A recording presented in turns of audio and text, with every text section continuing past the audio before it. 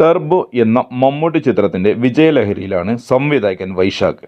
മധുരരാജ എന്ന ചിത്രത്തിന് ശേഷം മമ്മൂട്ടിയുമായി ഒന്നിച്ച് ചെയ്ത ചിത്രം തിയേറ്ററിൽ വലിയ നേട്ടമാണ് നേടിയത്.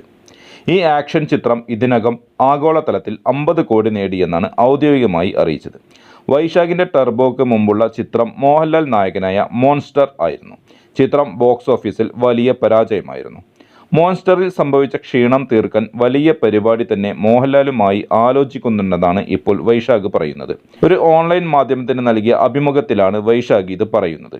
അന്ന് മോൺസ്റ്ററിന് പകരം ചെയ്യേണ്ടിയിരുന്നത് മറ്റൊരു വലിയ സിനിമയായിരുന്നു. അന്ന് അത് നടന്നില്ല. എന്നാൽ അത് സംഭവിക്കും. അവർ തന്നെയാണ് അത് നിർമ്മിക്കുന്നത്. അതിൻ്റെ ഡേറ്റും കാര്യങ്ങളും ആളുകളുമൊക്കെ ഒന്നിച്ചു വന്നാൽ അത് സംഭവിക്കും. വൻ പരിപാടിയാണ് അത്. മോൺസ്റ്ററിൻ്റെ ക്ഷീണമൊക്കെ അത് മാറ്റും. അത് വൻ പരിപാടി അടിക്കും എന്നാണ് വൈശാഖ് അഭിമുഖത്തിൽ പറഞ്ഞത്. മോഹൻലാലിൻ്റെ കരിയറിലെ വൻ ബോക്സ് ഓഫീസ് വിജയങ്ങളിൽ ഒന്നായ പുലിമുരുകൻ ഒരുക്കിയ സംവിധായകനാണ് വൈശാഖ്.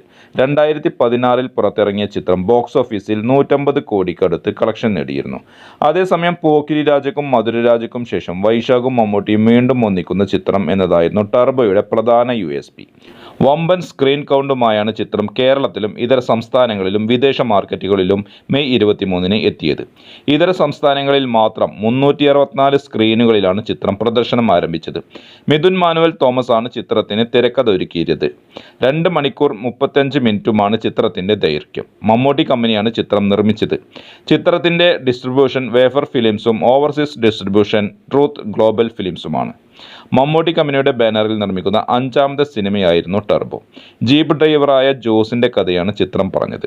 ജോസ് എന്ന കഥാപാത്രമായി മമ്മൂട്ടി എത്തുന്ന ചിത്രത്തിലെ മറ്റ് സുപ്രധാന വേഷങ്ങൾ കൈകാര്യം ചെയ്തത് കന്നഡ താരം രാജു പി ഷെട്ടിയും തെലുങ്ക് നടൻ സുനിലുമൊക്കെയാണ്.